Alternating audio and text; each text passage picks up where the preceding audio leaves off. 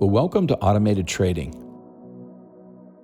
Now, if you're looking to store and manage your cryptocurrencies on Binance, well, here's a step-by-step guide to setting up a Binance Web3 wallet.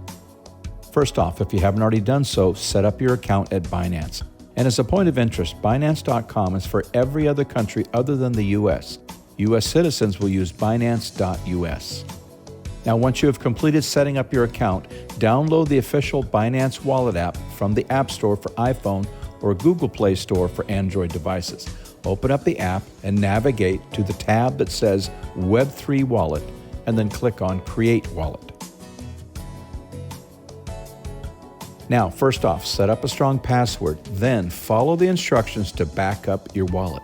Now, if you choose Cloud Backup, follow the on-screen instructions to securely save your wallet. And if you select the QR code option, store the generated code in a safe location, such as a fireproof safe. You may need to activate your wallet after setting it up. And that's it.